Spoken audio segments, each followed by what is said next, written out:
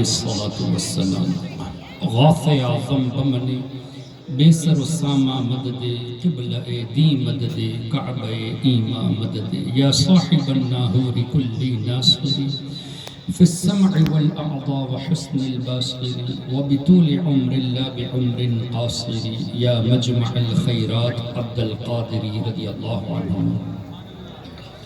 مخدوم ملت حضور سیدی حبیب ملت صاحب قبلہ، دیگر معزز سادات اعظام علماء کرام، میرے محترم بزرگوں، دوستوں اور پردے میں رہ کر سننے والی ماں اور بہنوں، الحمدللہ اللہ تعالیٰ کا شکر و احسان کہ اللہ تعالیٰ نے مجھے آپ حضرات کے سامنے لب گشائی کا موقع عطا فرمایا.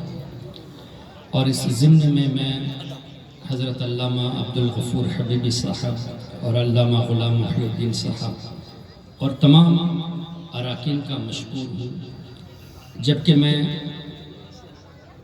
یہ اہلیت نہیں رکھتا کہ ان علماء کے سامنے لب گشائی کروں.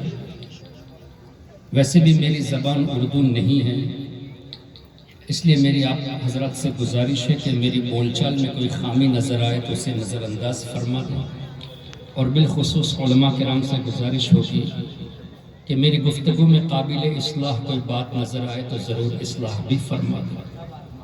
محترم حضرات، میں کچھ باتیں آپ کے سامنے پیش کرنا چاہوں گا اس عزم سے، اس ارادے سے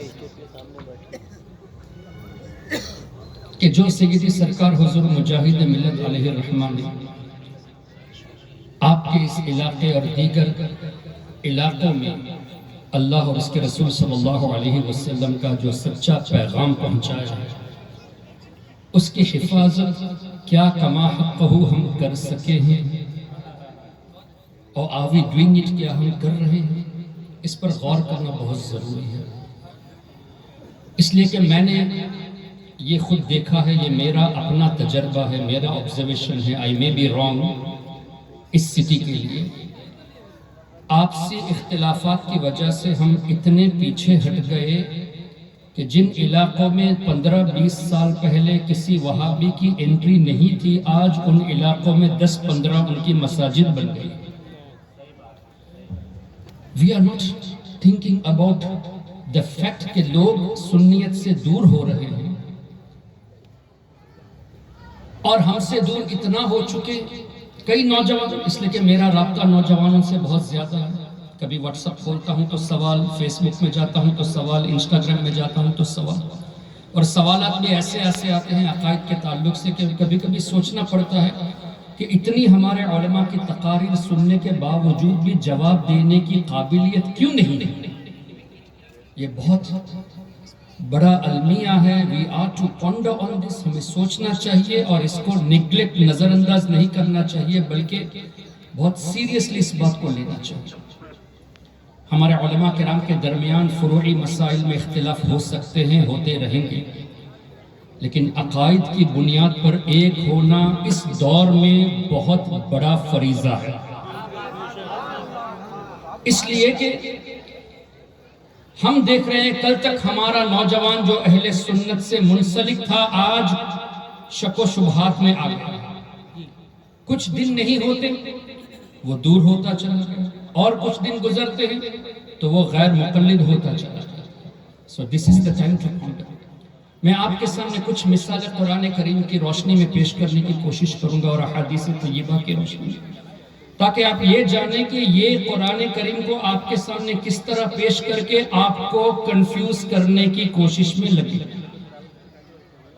اللہ تبارک و تعالی نے قرآن کریم میں ارشاد فرمایا سیدنا ملک الموت حضرت عزرائیل علیہ السلام کے تعلق سے. رب فرماتا ہے اے حبیب قل، آپ فرما دیجئے، یتوفاکم ملک الموت، تم کو ملک الموت موت دیتا ہے. موت دینے والا کون؟ حقیقت میں اللہ ہے. رب نے فرمایا اللہ الذی خلقکم، اللہ ہی نے تمہیں پیدا کیا، ثم رزقکم، وہی روزی دیتا ہے، ثم یمیتکم، پھر موت بھی اللہ ہی دے گا، ثم یحییکم، موت کے بعد زندگی بھی اللہ ہی دے گا، موت کے بعد زندگی نص قرآن سے ثابت ہے۔ جو لوگ کہتے ہیں کہ موت کے بعد آدمی ختم ہوتا ہے تو اس آیت کریمہ کا کیا مطلب ہوگا؟ ثم یمیتکم ثم یحییکم، تو موت کے بعد کا زندگی ہونا یہ قرآن اور احادیث سے ثابت ہے۔ اللہ نے فرمایا میں موت دیتا ہوں، لیکن یہاں رب فرماتا ہے ملک الموت موت دیتے ہیں۔ چونکہ اللہ کے حکم سے وہ روح قبض کرتے گئے، اس لیے اس کو اس طرف منسوب کرنا کہ ملک الموت نے موت دی، یہ شرک نہیں بلکہ عین قرآن کے مطابق، because he is acting on the command of Allah، اللہ کے حکم سے یہ روح قبض کرتے ہیں۔ اب دیکھیں انٹرنیٹ کا دور ہے، بہت آسانی سے گوگل میں ریسرچ ہو جاتا ہے، کچھ باتیں غلط بھی ہوتی ہیں لیکن کئی باتیں ایسی بھی ہوتی ہیں جہاں ہمیں غور و فکر کرنے کا موقع ملتا ہے۔ آپ سرچ کر لیجئے، آج کی ریسرچ یہ بتا رہی ہے کہ 1 سیکنڈ میں 2 بچے پیدا ہوتے ہیں، کم بھی ہو سکتے ہیں زیادہ بھی ہو سکتے ہیں، اور 1 سیکنڈ میں 1 موت واقع ہوتی ہے۔ تو 1 منٹ میں چونکہ 60 سیکنڈ ہے تو 60 موت واقع ہوئی، اور 1 گھنٹے میں 60/60 3600 موت واقع ہوئی۔ لیکن ہر کوئی آپ کے اس علاقے میں نہیں مرتا۔ 1 گھنٹے میں کسی کی موت اگر یہاں ہوئی تو کسی کی کلکتہ شہر میں ہوئی، کسی کی دلی میں ہوئی تو کسی کی لکھنؤ میں، اور ہندوستان کو چھوڑے کسی کی کراچی میں ہوئی، کسی کی ڈھاکہ میں ہوئی، کسی کی جاپان کے شہر ٹوکیو میں ہوئی، اور کسی کی امریکہ کے شہر نیو یارک میں ہوئی۔ لیکن روح قبض کرنے پر مقرر اللہ نے کس کو بنایا؟ حضرت ملک الموت علیہ السلام۔ کیا پتا چلا 1 گھنٹے میں 3600 جگہ پر جانے کی قدرت یہ اللہ کا فرشتہ رکھتا ہے۔ واہ واہ واہ، سبحان اللہ، واہ واہ واہ۔ 3600 مقام پر 1 گھنٹے میں پہنچنے کی قدرت اللہ نے دی ہے۔ یہ 3600 تو خالی حساب کے لیے، اللہ نہ کرے کسی جگہ اگر زلزلہ آ گیا تو ہزاروں کی موت ایک ہی ساتھ واقع ہو جاتی، سیلاب آ گیا تو ہزاروں کی ایک ہی ساتھ واقع ہو جاتی، تو ہزاروں کی روح قبض کرنے کی قدرت اللہ نے دی۔ اس کا مطلب ملک الموت کو اللہ نے یہ علم بھی دیا کہ کون کب مرے گا اور کہاں مرے گا۔ کیا بات ہے، واہ واہ۔ بغیر اس علم کے جاپان والے کی روح کہاں سے قبض کر سکتے ہیں؟ جب تک معلوم نہ ہو کہ کس وقت، کس دن، کس گھنٹے، کس منٹ اور کس سیکنڈ پہ موت آنی ہے، جب تک یہ جانے نہ کہ یہ وقت آ چکا، روح کیسے قبض کریں گے؟ اور عین اسی سیکنڈ میں اگر کسی کی کلکتہ میں موت واقع ہوئی تو جاپان میں ٹوکیو میں جس کی روح قبض کی اسی وقت یہاں پر بھی قبض کرنے کی قدرت اللہ نے دی۔ یعنی یہ معلوم اللہ نے، یہ علم اللہ نے دیا کس کی موت کب اور کہاں پر واقع ہوئی ہے۔ لیکن قرآن میں تو رب نے فرمایا ان اللہ عنده علم الساعہ، بے شک اللہ ہی جانتا ہے کہ قیامت کب آئے گی۔ وَيُنَزِّلُ الْغَيْثَ، بارش کب نازل ہوگی۔ وَيَعْلَمُ مَا فِي الْأَرْحَامِ، ماں کے رحم میں کیا ہے۔ وَمَا تَدْرِي نَفْسٌ مَاذَا تَكْسِبُ غَدًا، کل کون کیا کرے گا۔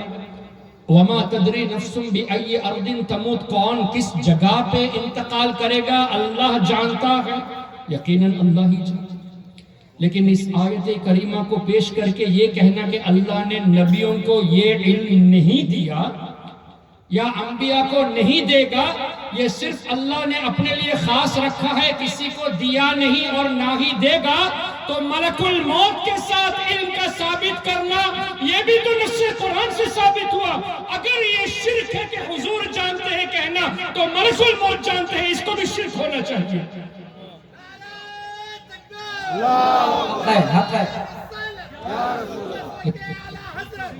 لیکن آج تک کسی نجدی نے، کسی دیوبندی نے، کسی وہابی نے، کسی سلفی نے، کسی غیر مقلد نے یہ نہیں کہا کہ یہ کیسے ممکن کہ ملک الموت یہ جانے کہ کون کب اور کہاں مرے گا، کسی نے اس پر اعتراض نہیں کیا۔ اور فرشتے یہ انبیاء کرام علیہ السلام کے خادم ہوتے ہیں۔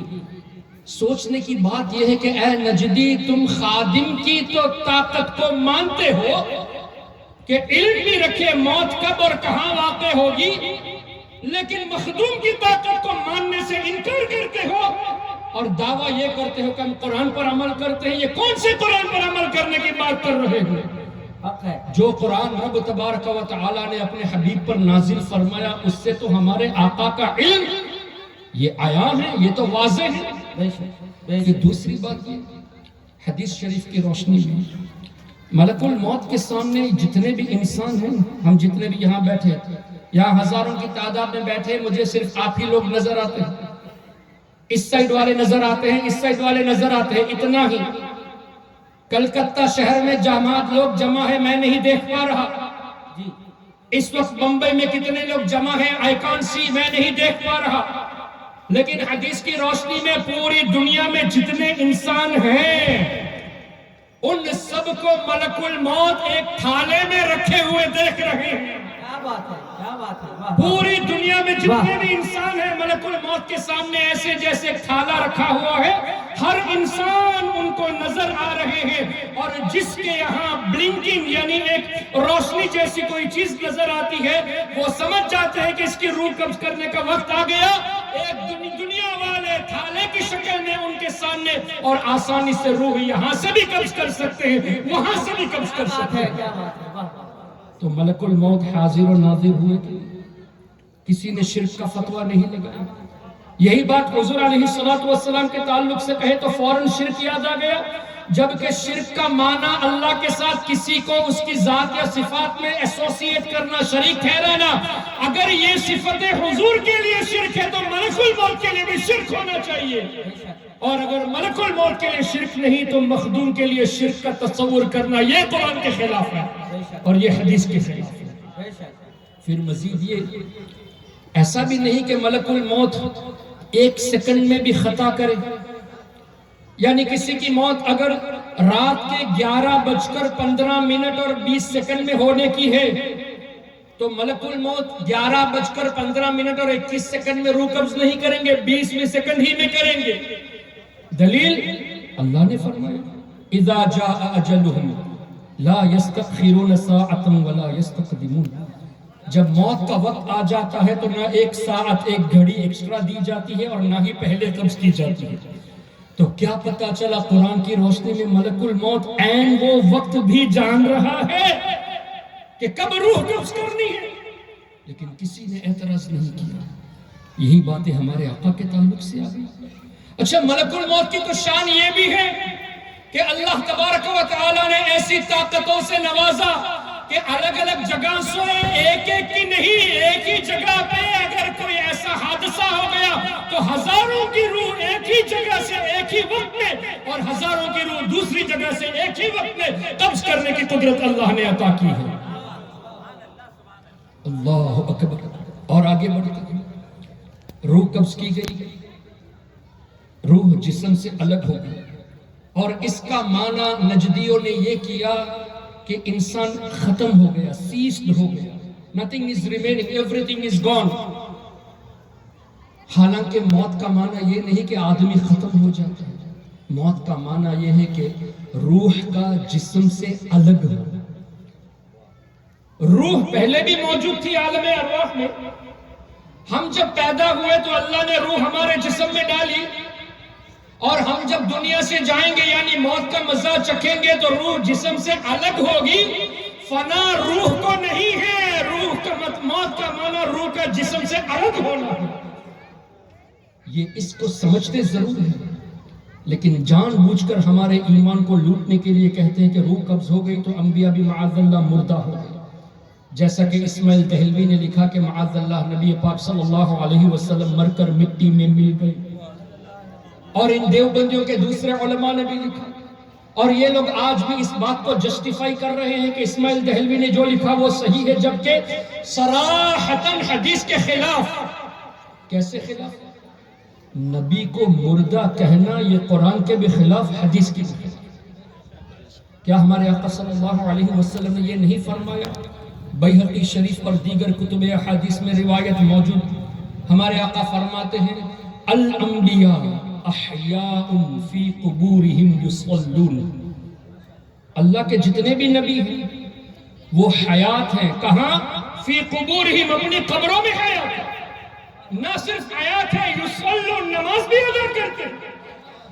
ہمارے آقا نے وفات کو ٹیسٹ کرنے والے نبیوں کے بارے میں فرمایا کہ حیات ہے، یعنی حضرت آدم علیہ السلام نے موت کا مزہ چکھا، حضور نے مردہ نہیں فرمایا، حیات فرمایا۔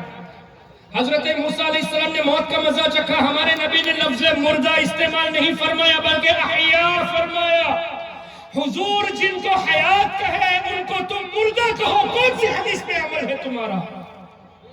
اور دیگر انبیاء کو حضور نے حیات فرمایا، تم نبی الانبیاء امام الانبیاء کو مردہ کہتے ہیں۔ پھر دعویٰ یہ کہ قرآن اور حدیث پر ہم عمل کرتے ہیں، کتنا بڑا جھوٹا دعویٰ ان لوگوں کا۔ اچھا، پھر حضور علیہ السلام نے ارشاد فرمایا، صحیح مسلم میں روایت موجود، مررت بموسیٰ علیہ السلام او کما قال، شب معراج میں حضرت موسیٰ علیہ السلام کے روضے اقدس کے پاس سے گزرا، اور کیا دیکھتے ہیں؟ وَهُوَ قَائِمٌ يُصَلِّي فِي قَبْرِهِ او کما قال، میں نے حضرت موسیٰ علیہ السلام کو دیکھا وہ اپنی قبر میں نماز پڑھ رہے ہیں۔ میں نے جان بوجھ کر ایک جملہ چھوڑ دیا ہے تاکہ ایمفسائز کیا جائے۔ ہمارے نبی نے اتنا نہیں فرمایا کہ میں نے ان کو نماز پڑھتے ہوئے دیکھا، نہیں، قائم یصلی، کھڑے ہو کر نماز پڑھتے ہوئے دیکھا۔ کھڑا ہونے کے لیے جسم کا ہونا ضروری، کیا پتا چلا انبیاء کرام وصال کے بعد اپنے جسموں کے ساتھ کھڑے تھے اور نمازیں بھی ادا کرتے ہیں۔ اور یہ نجدی کہتا ہے کہ انبیاء کرام کے تعلق سے، حضور کے تعلق سے لفظ مردہ یہ قرآن کے خلاف کیسے ہو گیا؟ حدیث کے خلاف تو ہو گیا، قرآن کے خلاف ایسے ہوا کہ حضور علیہ السلام کے نام پر جن لوگوں نے اپنی جانیں قربان کر دی، اللہ نے نہ صرف یہ فرمایا وَلَا تَقُولُوا، انہیں مردہ مت کہو، صرف اتنا ہی نہیں، وَلَا تَحْسَبَنَّ الَّذِينَ قُتِلُوا بِهِ فی سبیل اللہ امواتا، جو اللہ کی راہ میں شہید ہوئے ان کو مردہ سوچو بھی مت۔ تو رب نے تو کہنے سے بھی منع فرمایا، سوچنے سے بھی منع فرمایا۔ حضرت فاروق اعظم رضی اللہ عنہ شہید ہوئے، اب اگر کوئی کہے گا کہ فاروق اعظم مردہ ہے تو قرآن کے خلاف ہے۔ حضرت عثمان غنی، حضرت مولا علی مشکل کشا، سیدنا امام علی مقام، سیدنا امیر حمزہ، دیگر بزرگان دین، صحابہ کرام، اولیاء کاملین، جن جن لوگوں نے شہادت حاصل کی، ان کے بارے میں اگر کوئی لفظ مردہ کہتا ہے تو قرآن کے خلاف، کیوں کہنا دور، اللہ نے تو سوچنے سے بھی منع فرمایا۔ اور تم حضور کے نام پر جان دینے والے جن کے تعلق سے سوچنے سے منع کیا گیا، تم انبیاء کرام کے سردار سرکار علیہ السلام کو مردہ کہتے ہیں۔ اللہ اکبر۔ تو روح کا جسم سے الگ ہونا یہ ہے موت کا معنی۔ جب الگ ہو گئی، ایک اور حدیث ہے، آج لوگ کہتے ہیں کہ اللہ کے اولیاء یہ بھی ہماری طرح عام انسان ہیں، ہم بھی ولی بن سکتے ہیں، اعمال کے ذریعے ہم بھی اولیاء بن سکتے ہیں۔ یہ غلط سوچ ہے۔ اعمال کی بدولت اگر کوئی ولی بن جاتا ہوتا تو ابلیس سب سے بڑا ولی ہوتا۔ ولایت اعمال کے دار و مدار اعمال پر نہیں ہے بلکہ اللہ کے فضل پر ہے، اور اللہ کا فضل حضور کی رحمت کے صدقے میں ہے۔ نبی پاک صلی اللہ علیہ وسلم کے توسل سے اللہ کی رحمت ہے۔ دلیل لفظ رحمت ہی دلیل ہے۔ کیا اللہ نے نہیں فرمایا وَمَا أَرْسَلْنَاكَ إِلَّا رَحْمَةً لِلْعَالَمِينَ، اے حبیب ہم نے آپ کو عالمین کے لیے رحمت بنا کر بھیجا؟ تو پتا چلا کہ حضور ہی تو اللہ کی رحمت ہے۔ تو اللہ تعالیٰ کا جو فضل ہے وہ ہمارے آقا ہی کے صدقے میں ہے۔ یہ صرف اعلیٰ حضرت جیسے بزرگوں نے نہیں فرمایا، جیسا کہ حدیث میں ہے وَاللَّهُ يُعْطِي إِنَّمَا أَنَا قَاسِمٌ، حضور فرماتے ہیں اللہ دیتا ہے، میں ہی تقسیم کرنے والا۔ انما انا حسر کے ساتھ، میں ہی تقسیم کرنے والا، خالی میں تقسیم کرنے والا ہے۔ لیکن نجدیوں نے ترجمہ کیا اللہ دیتا ہے، میں تو خالی بانٹنے والا ہوں۔ اے بے وقوفو، میں تو خالی بانٹنے والا ہوں، عربی کے کون سے صیغے کا یہ ترجمہ ہے یہ تو بتاؤ۔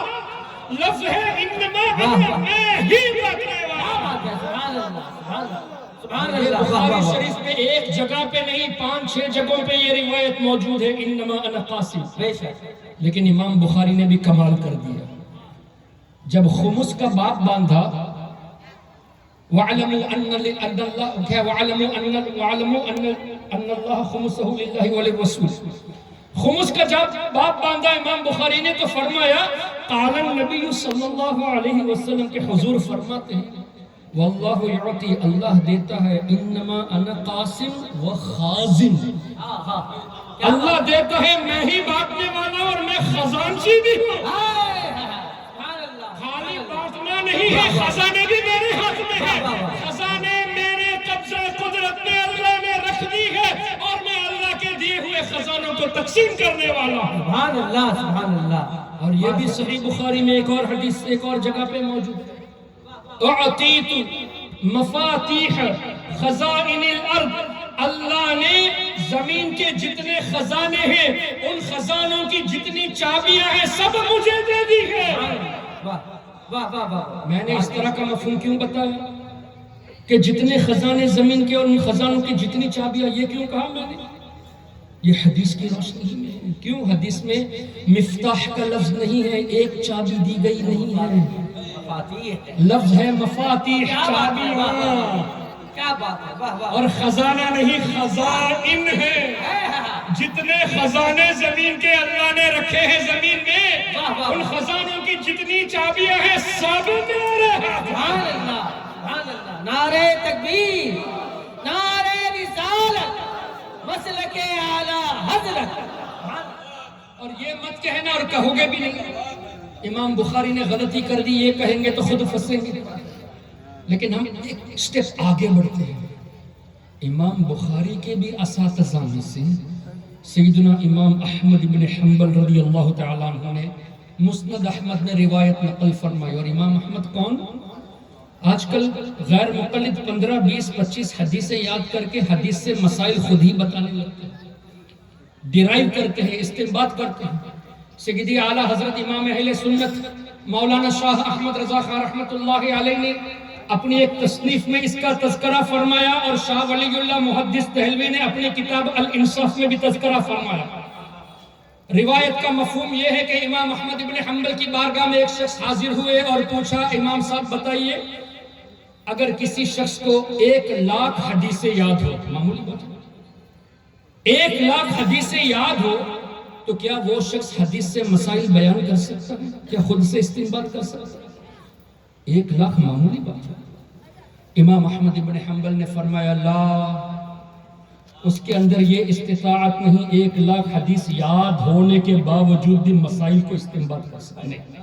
کیا بات ہے، سبحان اللہ. اب سائل نے سوال کو آگے بڑھایا، حضور اگر 2,00,000 حدیث یاد ہو تب بھی امام احمد بن حنبل نے لا ہی فرمایا. دیکھ لیجئے الانصاف شاہ ولی اللہ کی اور اعلیٰ حضرت کی کتاب، ابھی نام ذہن میں نہیں، اعلیٰ حضرت نے بھی تحریر فرمایا. سائل نے بڑھایا حضور 4,00,000 حدیث ہے تب بھی منع فرمایا. اب سائل نے پوچھا حضور اگر 5,00,000 حدیث یاد ہو تو امام احمد نے ڈائریکٹ ہاں نہیں فرمایا، ارجو، مجھے امید ہے کہ وہ مسائل بیان کر سکتا. ابھی بھی کنفرم سے نہیں بتا رہے کہ ہاں وہ اس قابل ہو گیا. 5,00,000 حدیثیں یاد ہیں تب بھی اس قابل سے ایسا نہیں فرمایا کہ ہاں نہیں، بلکہ امید ہے کہ وہ مسائل نکال سکے. تو 4,99,999 حدیثیں یاد ہو پھر بھی اس قابل نہیں کہ حدیث سے مسائل کو استنباط کرے. اے نجدی غیر مقلد، 15-20 حدیثیں وہ بھی ترجمے کے ساتھ یاد کر کے مسائل استنباط کرنے کا حق دیا کس نے تم کو؟ وہ امام احمد بن حنبل جن کو 10,00,000 حدیثیں یاد تھی. سبحان اللہ. وہ امام احمد بن حنبل جو امام شافعی رحمت اللہ تعالی علیہ کے شاگردوں میں سے ہیں، وہ امام احمد بن حنبل نے حدیث نقل فرمائی کہ حضور علیہ السلام نے فرمایا واللہ یعطی، اللہ دیتا ہے، انما انا خازن، میں ہی خزانچی. اب مسند احمد میں خازن کا لفظ خزانچی، بخاری میں قاسم کا لفظ بانٹنے والا، اور بخاری میں قاسم خازن دونوں موجود ہیں. میں بانٹنے والا بھی میں ہی ہوں، خزانچی بھی میں ہی ہوں. اب اعلیٰ حضرت نے فرمایا لا ورب العرش. اچھا لا بھی قسم کے لیے ہے، ورب العرش، عرش کے رب کی قسم 2 بار اعلیٰ حضرت قسم یاد فرماتے ہیں. چونکہ حدیث میں انما انا ہے حشر کے ساتھ میں ہی، تو اعلیٰ حضرت کا عقیدہ حضور کے تعلق سے ایسا کہ حضور نے فرمایا میں ہی بانٹنے والا تو اللہ کی قسم، اللہ کی قسم جس کو جو ملا ان سے ملا، اس لیے کہ بٹتی ہے کونین میں نعمت رسول اللہ۔ تکبیر، نعرہ رسالت، مسلک اعلیٰ حضرت زندہ باد، نعرہ تکبیر، اللہ اکبر۔ تو اعلیٰ حضرت کا یہ شعر حدیث کے خلاف نہیں، حدیث کی روشنی لا قسم کے لیے ورب العرش، عرش کے رب کی قسم 2 بار قسم یاد فرمائے۔ اور اس کو اور آسان لفظوں میں سیدی سرکار مفتی اعظم ہند رحمت اللہ علیہ فرماتے ہیں، بتا دے کوئی کسی اور سے بھی کچھ پایا، بتا دے کوئی کسی اور سے بھی کچھ پایا، جسے ملا جو ملا وہ ملا مدینے سے، اس لیے کہ وصل مولا چاہتے ہو تو وسیلہ ڈھونڈو، بے وسیلہ نجدیو ہرگز خدا ملتا نہیں۔ اب اعلیٰ حضرت کے ان اشعار کو لے کر یہ کہنا کہ یہ تو شرکی عقیدہ ہے کہ حضور بانٹنے والے، اور وہ بھی قسم یاد فرما کے کہنا، تو ان سے کہے کہ تم ہمارے امام کو مشرک کہنے سے پہلے اپنے گھر کی خبر لو۔ جس کو تم امام مانتے ہو ابن تیمیہ، جس کو اعلیٰ حضرت نے کئی جگہ پہ امام الوہابیہ کہہ کے لکھا ہے، اور بزرگوں نے دال مدل گمراہ گر لکھا ہے ابن تیمیہ کو۔ ابن تیمیہ کا ایک شاگرد ابن القیم الجوزیہ، کتاب کا نام ہے زاد المعاد، وہ نہ صرف عربی میں ہے، اصل تو عربی میں ہے، اس کا اردو ترجمہ بھی ہو چکا ہے، انگریزی میں ترجمہ بھی ہو چکا ہے، میرے پاس اس وقت عربی کا سکرین شاٹ بھی موجود ہے، اردو کا بھی موجود ہے، انگریزی کا بھی موجود ہے۔ ابن تیمیہ کا شاگرد ابن القیم جوزیہ لکھتا ہے، الفاظوں پہ غور کرنا، دنیا میں اور آخرت میں، دنیا میں اور آخرت میں اللہ تعالیٰ حضور کے امتی کو جو کچھ دیتا ہے حضور کے ہاتھوں سے عطا فرماتا ہے۔